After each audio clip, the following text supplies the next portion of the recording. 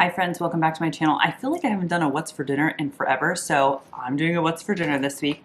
I have 3 nights of dinners, 3 different recipes, starting off with the best grilled chicken ever. I wouldn't say it was the best grilled chicken I've ever had. It was pretty dang good. So that we had on one night, and I used the leftovers for a bunch of things. That was delicious. Then we made beef and snow peas on the stovetop, like a stir fry, really quick, very delicious. Pioneer Woman recipe, of course, and we'll be making that one again. And then tonight we are making instant pot roast beef. So this, I've never made this recipe, and the ingredients are very basic, which is what I was looking for. A lot of the recipes had like tons of ingredients, and I'm not in the mood for that. The interesting part of this recipe is the technique.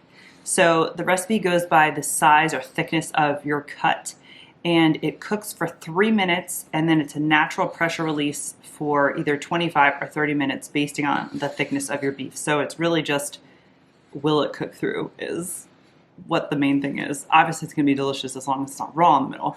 And then I'm going to serve freezer mashed potatoes. I think we're doing green beans, and I might do crescent rolls. We've been doing mulch all day today. That will be in my Sunday Fun Day video showing everything we did. So we're exhausted and super hungry, and I don't really want to be in the kitchen. So I thought this is a perfect thing to do today. It's cool. It's like 65 today. Tomorrow's going to be 85. So it seemed to me like a roast beef kind of day. Also, I have a lot of roasts in my freezer that I really need to cook. I guess I didn't make a lot of roast beefs this winter, so any cool day, we're having a roast the next few days. So let me flip around and get started. So the first dinner this week that we're going to be doing is the best grilled chicken by Once Upon a Chef. I actually looked up this recipe because I have 4 little itty bitty lemons from my Misfit produce that I want to use up. It doesn't use the lemon juice, just the zest. So I'm going to zest them, and then I'll probably just slice them and stick them in the fridge and put them in my water for the next couple days. So it's pretty straightforward. It says about 2 pounds of boneless, skinless chicken breast. I'm going to be doing the chicken breast and a thing of drumsticks. Matt prefers the dark meat. I have so many drumsticks from Butcher Box that I need to use up, so I'm going to be doing both of those.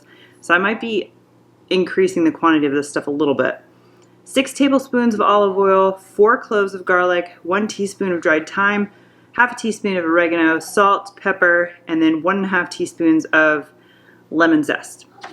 Put that all in a Ziploc bag, and it says to marinate in the fridge for 4 hours or overnight. My chicken is still a smidge frozen, and it's 11:30. I'm probably going to start cooking around, well, depending on how nap goes, in about 5 to 6 hours. So I'm going to just put everything in one bag. Then we'll come back later to grill. For sides, since we have the grill on, I have 1 zucchini, I have a bunch of asparagus. I think we're going to grill that.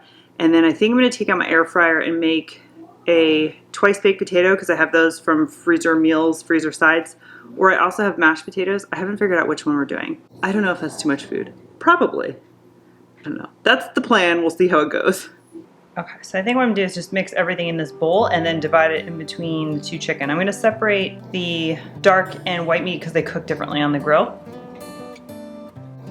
So I had a lot more lemons than I thought I did. I don't think I'm going to use all these. Let me see how much zest I can get off. They're pretty tiny, and I did wash them really, really well. Okay, so that was all 4 lemons. I think that looks pretty good. And like I said, I'm just going to cut these up and I'll have them in my water. So what is next in here? That is a lot. So 6 tablespoons. It's kind of 1/3 cup-ish. So I'm going to do about 1/3 cup of olive oil. Stick that in there. Not the most glamorous, but I'm just using the squeezed garlic to make my life easy. 4 cloves. We like garlic, so I'm gonna put a lot in. And then 1 teaspoon, I'm gonna eyeball this, of thyme, and then half a teaspoon of oregano, and then just some salt and pepper. And then I'm just gonna mix this up.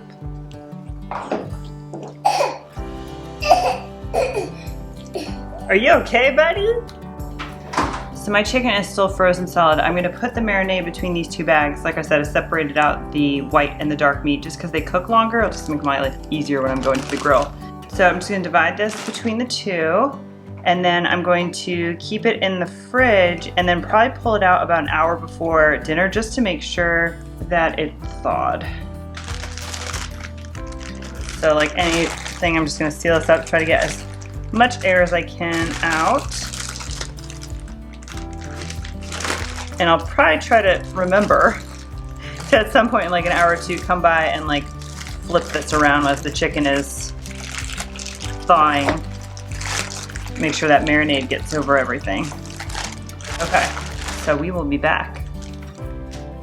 So the chicken's been thawing on the counter for about a half hour. Everything's totally defrosted. I'm gonna put my drumsticks on the grill first. They take about a half hour. I'm gonna flip them every 5 minutes. Take them off, put them under foil, and then I'm gonna put my chicken breasts on. They shouldn't take very long at all. And we shall see how this goes.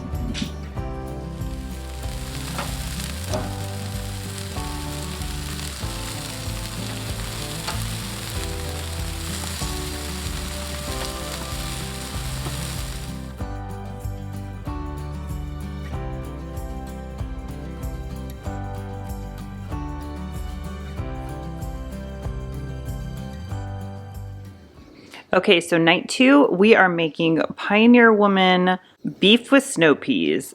You know I can never follow recipes. I have almost everything. So for the actual recipe, we have flank steak here. It's thawing. I need to trim this up. I have some olive oil, some ginger, brown sugar, cornstarch. I'll go back to this in a second. Soy sauce, I'm using coconut aminos. This is supposed to be sherry. I don't have sherry. It said you could use vinegar, but oddly enough, I have some red wine, so we're just gonna try that. I mean, worst case scenario, it doesn't taste good, but I think it'll be fine. I have my snow peas, so I'm gonna wash these, and it says to cut both ends off, so I'm gonna do that here in a second. And then I have a quart of homemade chicken broth that really needs to go. So I'm gonna make white rice for that. So I'm gonna get that going on the stove. And then this will go really, really fast. So let me get the meat and the veggies prepped.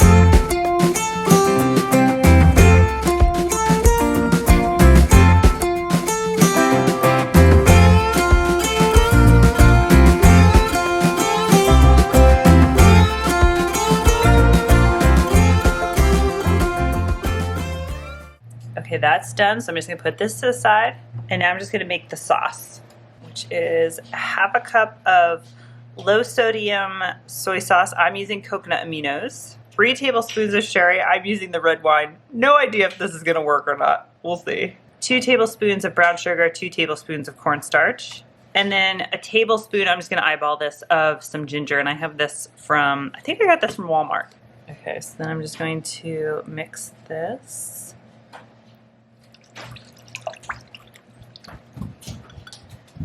Okay, so order of operation, because I'm still waiting for my rice, is once the rice is done, then I'm going to heat my nonstick skillet over high heat, add the snow peas with some oil, stir for 45 seconds, remove.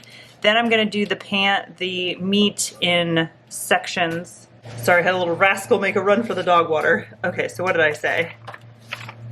We're going to do the beef in sections. And then once the beef is all done, so after the meat is done, everything goes back in the pan with the snow peas, the sauce. It cooks for like 30 seconds. That cornstarch is gonna thicken really fast, and then it's done. And it said you can season yours with some red pepper flakes on top. We're just gonna do that on top of each plate, just in case Little Toes here wants to eat some. I know he won't like spicy stuff, so.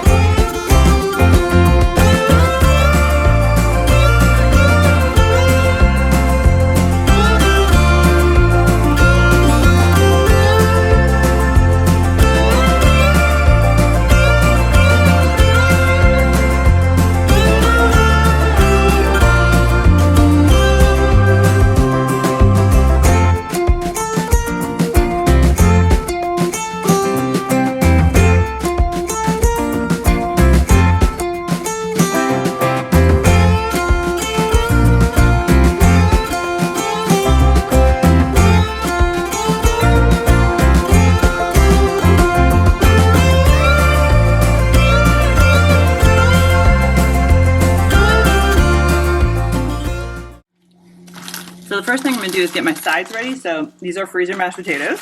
And these are actually white cheddar golden potatoes.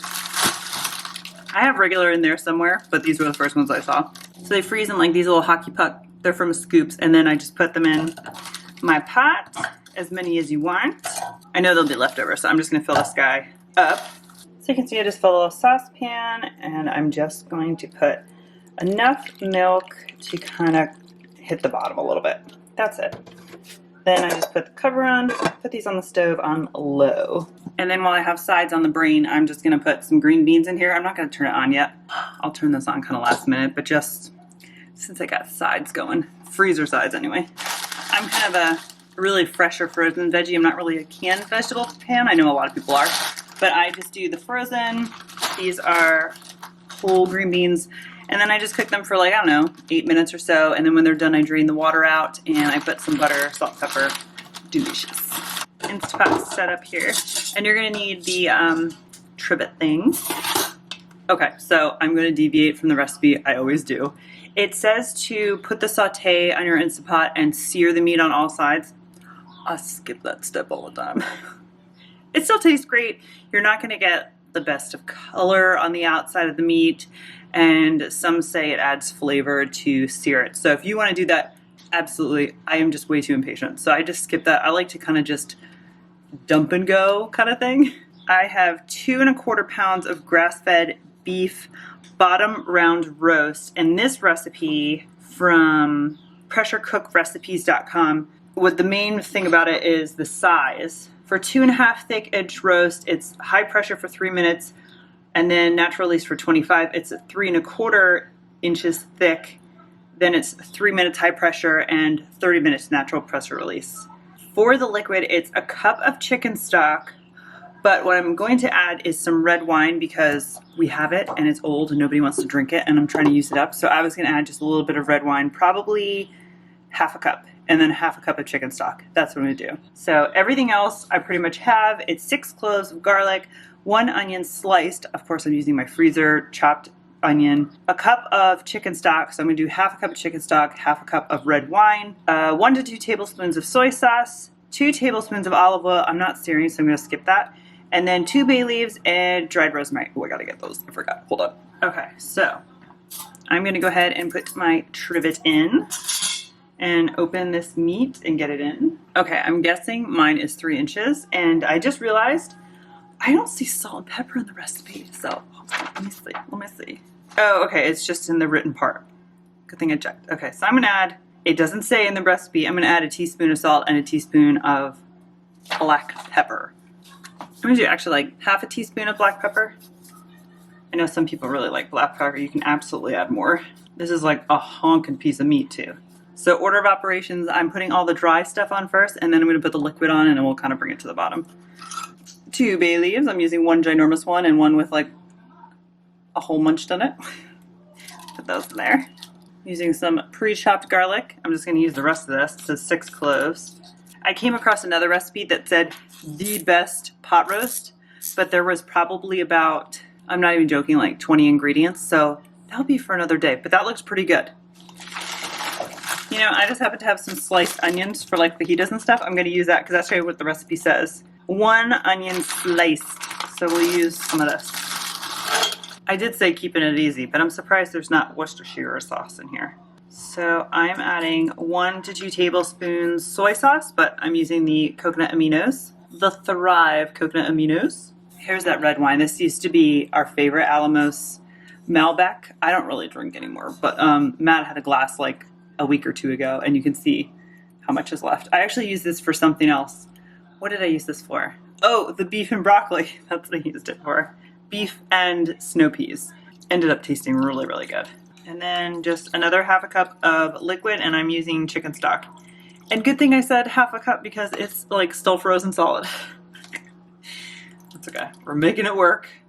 And I am gonna make a quick gravy with the drippings. It says to use flour, but I always just use cornstarch, so I'm just gonna go with my gut and do cornstarch when it comes out. Okay, here's what she looks like. Nothing too exciting. So I am going to put the lid on, put it to sealing. I'm gonna move this away from my counter in a second.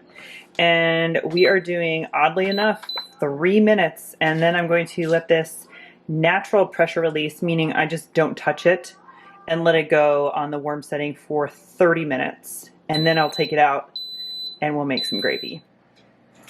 Okay, it has been 30 minutes, so I don't think there's anything else to release. Yeah, there's nothing. So let's see what this guy looks like. Not the prettiest thing I've ever seen, but it might taste good. So let's take this out. It's very firm, like it's cooked, so I think it's cooked through. I'm just gonna tent this with some foil in a second. So now I'm just going to drain everything into my gravy strainer here. So all I did was dump the drippings in here, but forgot to hit the record button. And then I took some cornstarch, mixed it with water. I did about a teaspoon, and I think there was about a cup of liquid here. And I'm just gonna let this heat up. As soon as it gets hot, it's gonna thicken, and then that's just gonna be the gravy. There's not a whole lot to it. Pretty easy. Steaming up here. So this is all I'm doing, just babysitting this for a second. As soon as this gets hot enough, it thickens pretty fast, and then that's it for the gravy. I also randomly made apple crumb pie yesterday, just out of a whim decided to make it, the freezer pie crust, and then I just had some extra apples hanging around and I made those so good. So that's for dessert. Paul's being a scoundrel. Aren't you? You're being a little difficult tonight, aren't you? Yes, you are. Get it, buddy. So I just added another teaspoon of water, and that's like the perfect consistency. So I'm just gonna shut this off and just put the lid barely on, just so it stays hot. All right, moment of truth. Let's see if I overcooked this.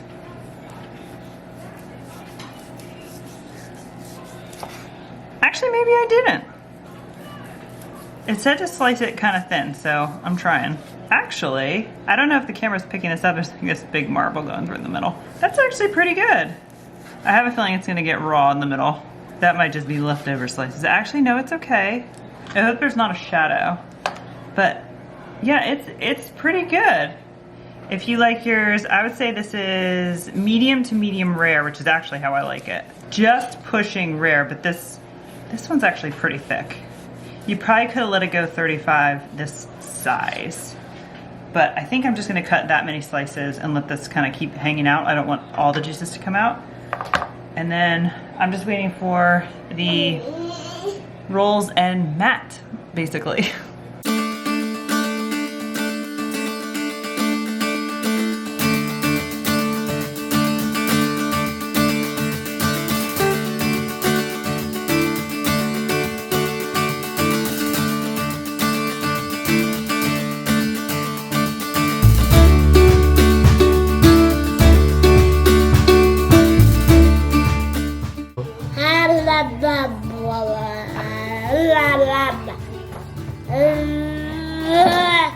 Well, friends, thank you so much for watching. I hope you try one of these recipes.